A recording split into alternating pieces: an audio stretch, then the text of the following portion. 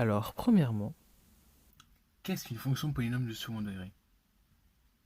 Une fonction polynôme du second degré est une fonction définie sur R que l'on peut noter f et qui est définie par f de x égale ax au carré plus bx plus c. Sa courbe représentative est une parabole, soit avec les branches vers le haut ou avec les branches vers le bas. La forme f de x égale ax au carré plus bx plus c est ce qu'on appelle la forme développée. il existe généralement trois formes. La forme développée, la forme canonique et la forme factorisée, qui existent plus ou moins, cela dépend de la fonction. On va attaquer premièrement la forme développée. Comme je l'ai dit auparavant, elle est définie par f de x égale ax au carré plus bx plus c, avec des coefficients a, b et c qui sont réels, et avec a différent de 0.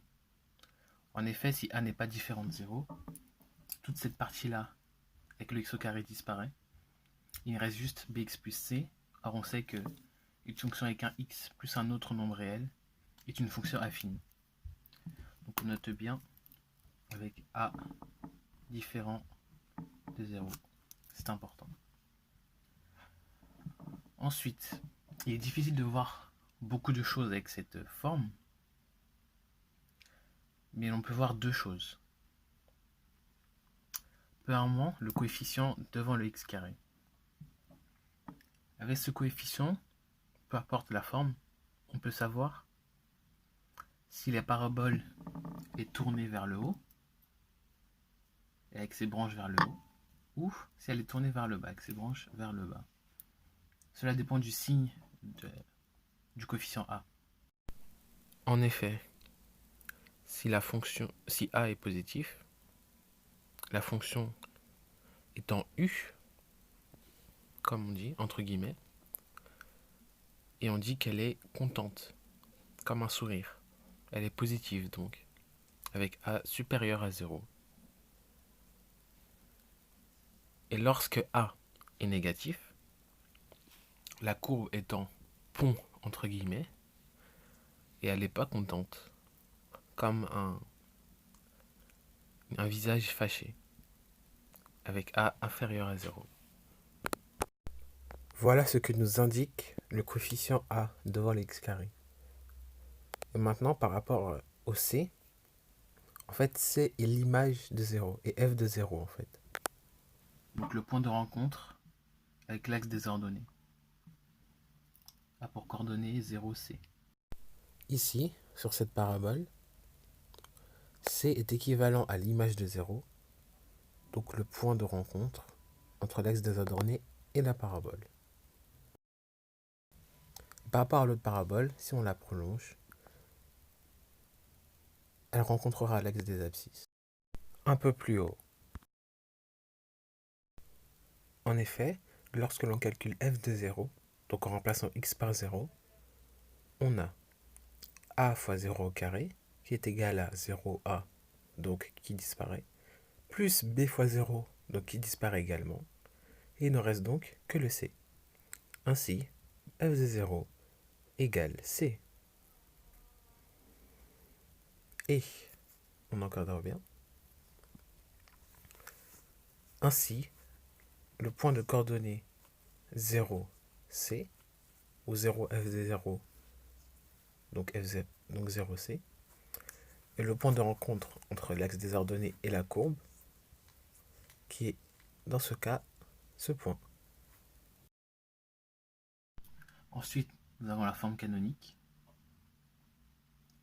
qui est définie par f de x égale a, toujours le même coefficient, ici, a facteur de x moins alpha au carré, plus bêta, qui sont deux lettres grecques. Mais que sont alpha et bêta? Eh bien, alpha est égal à moins b sur 2a. Et bêta correspond à f de alpha ou l'image d'alpha tout simplement, qui elle-même est égale à moins b au carré moins 4ac sur 4a. Donc généralement, mieux vaut calculer f de alpha directement en remplaçant, car la formule brute de bêta, on peut faire rapidement des erreurs de signe, oublier le moins, des choses comme ça. Mais que sont alpha et bêta concrètement? Parce que c'est bien gentil la forme canonique, mais qu'est-ce que ça nous apporte? Bah, tout simplement, si nous avons une autre parabole, donc une autre fonction du second degré, par exemple ici qui est centrée, mais elle peut être pas du tout centrée comme les autres, ben, le sommet de la parabole, que ce soit un minimum ou un maximum, donc l'extrémum, dans ce cas ici présent un maximum. Ainsi, le sommet S a pour coordonnées, que je vais noter en vert, comme il s'est écrit, alpha, bêta. Tout simplement. Cela signifie que l'abscisse du sommet S est alpha et que l'ordonnée du sommet S est bêta. Voici l'information principale de la forme canonique. Et ensuite, nous avons la forme factorisée qui existe pour certains polynômes du second degré, mais pas pour tous. Nous allons introduire le discriminant noté delta qui est égal à b au carré moins 4ac. Donc lorsque nous avons la forme développée, a est ici, c est ici, b est ici, b au carré. Grâce à ce discriminant, nous pourrons résoudre l'équation f de x égale 0 et voir le nombre de solutions qu'il y aura à cette équation. Et ces solutions, nous les appelons racines du polynôme. Et ces racines vont nous servir pour trouver la forme factorisée. Et selon le nombre de solutions, donc selon le nombre de racines, la forme factorisée va changer ou n'existera même pas peut-être. Premièrement, si le discriminant est supérieur à 0 strictement. Si le discriminant est strictement supérieur, alors l'équation f de x égale 0 admet deux solutions Réelles distinctes. que l'on note x1 égale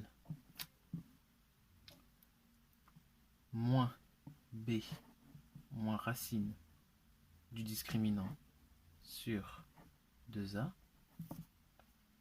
et x2 qui est égal à moins b plus racine du discriminant sur 2a.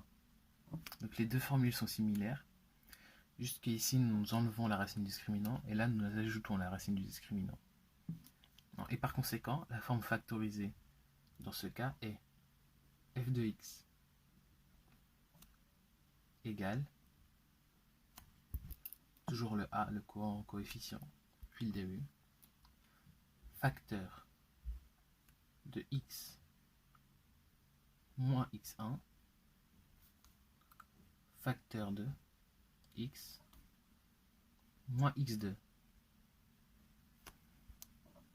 à facteur de x moins x1, facteur de x moins x2.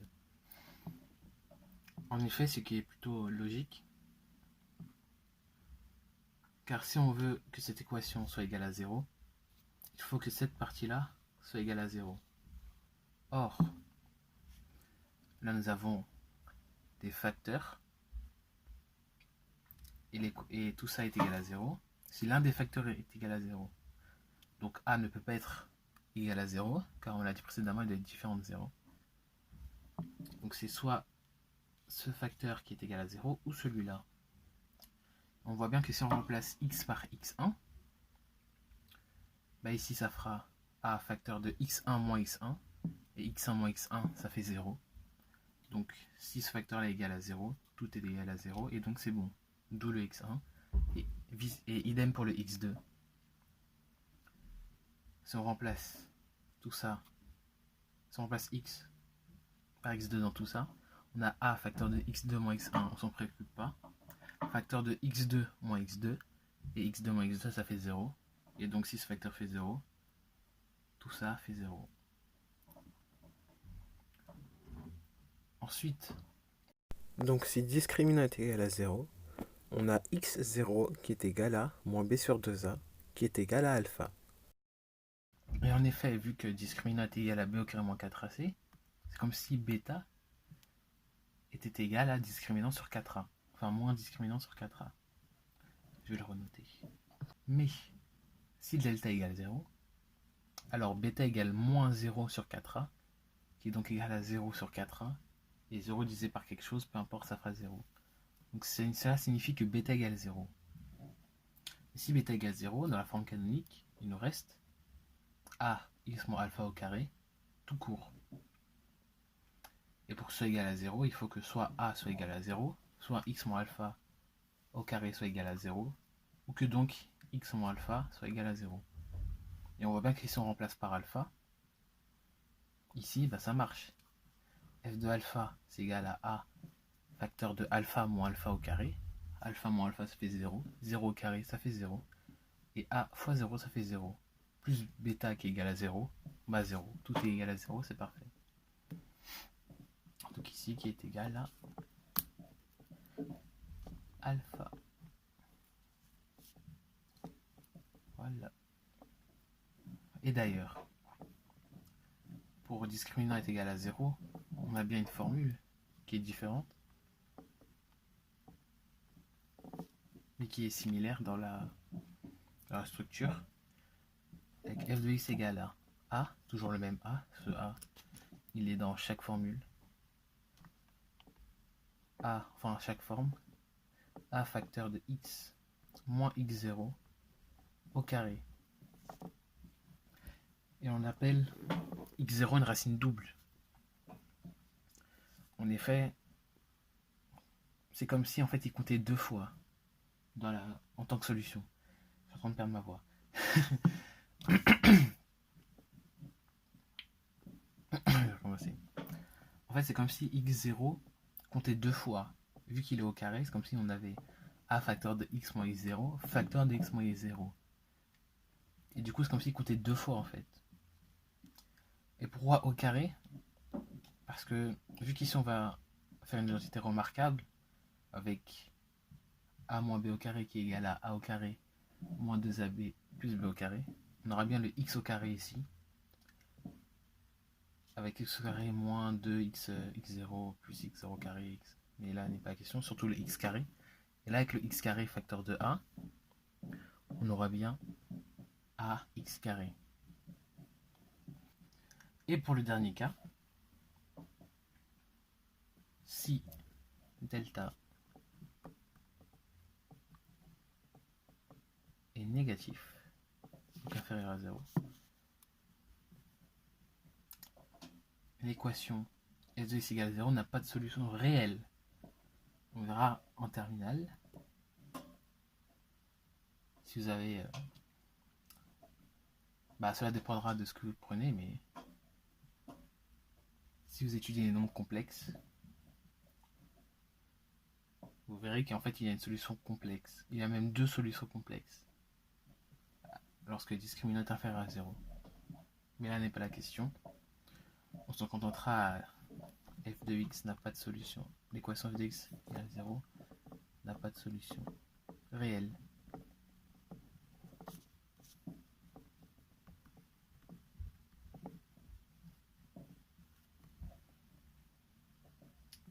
Et là, il n'y a pas d'écriture pour représenter ça, sachant que si l'équation f de x n'a pas de 0 n'a pas de solution, ça veut dire qu'elle ne coupe pas des abscisses et que du coup il n'y a pas de... On ne peut pas factoriser. En effet, vu qu'il n'y a pas de nombre réel qui rend un facteur, par exemple dans ce cas-là, qui rend un facteur égal à 0, s'il n'en a pas, il ne peut pas avoir de factorisation.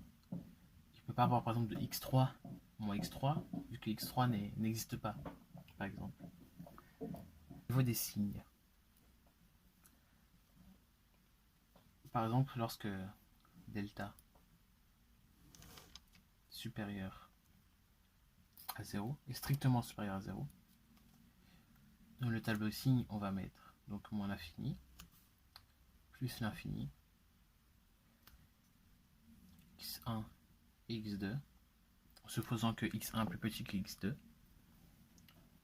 Cela dépend des cas. Donc on a bien la fonction signe de f de x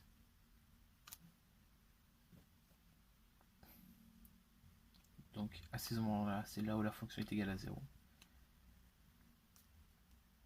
Et de ce côté-là, enfin à l'extérieur des racines, nous avons le signe de a,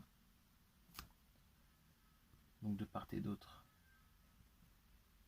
des racines, et au milieu, nous avons le signe de moins a, ce qui est logique si a est positif. Donc ici nous aurons plus, et là nous aurons moins. Comme dans ce cas ici a est positif, donc nous avons ici plus, moins, plus. Ça devient plus, moins, plus. Ici a est négatif, mais à l'inverse, moins, plus, moins.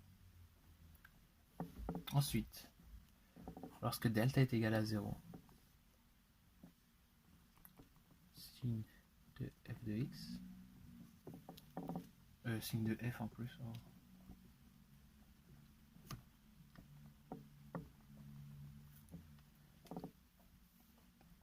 Voilà. Donc ici nous avons x0, donc la solution, la racine double,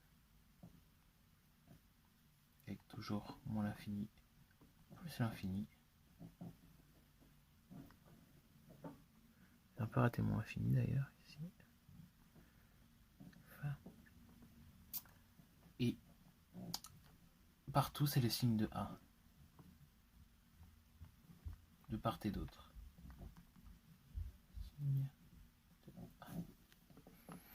En effet, imaginons une fonction. Ici, mes axes sont pas très droits, mais c'est pas grave.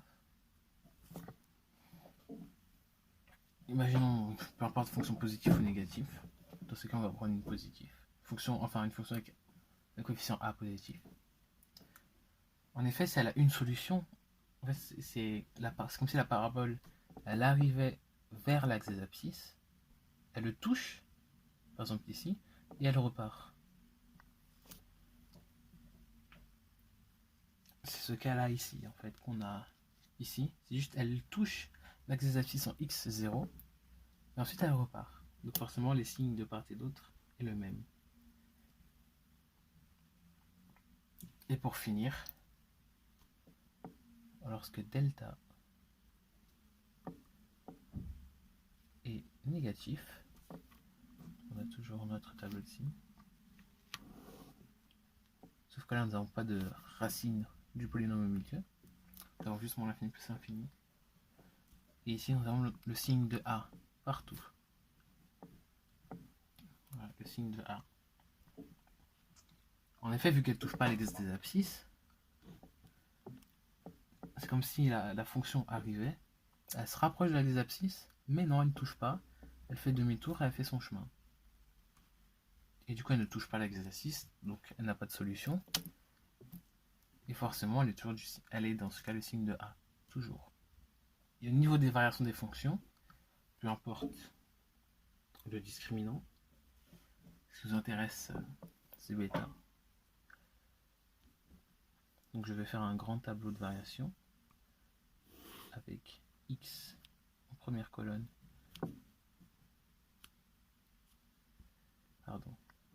alpha plus l'infini. En effet, on peut voir que c'est au sommet que la variation change.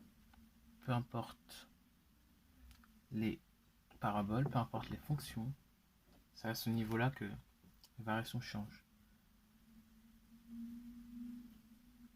Donc ici, nous aurons les pardon, dans les variations de f, et on va distinguer en deux cas si a supérieur à 0, si a inférieur à 0. Donc si la courbe est en U, comme on dit, en mode joyeux sourire, ou si elle est en pont, en mode négatif, en mode pas content. Donc si a supérieur à 0, la fonction est en mode sourire, comme ici.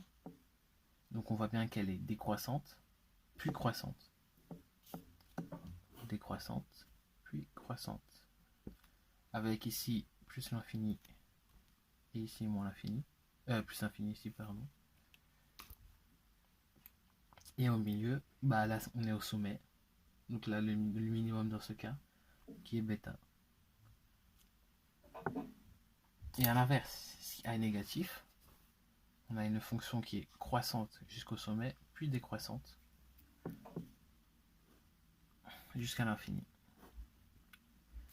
Donc là on a moins l'infini, et ici nous avons toujours le sommet qui est bêta. Et voilà, le résumé sur les fonctions polynômes est terminé.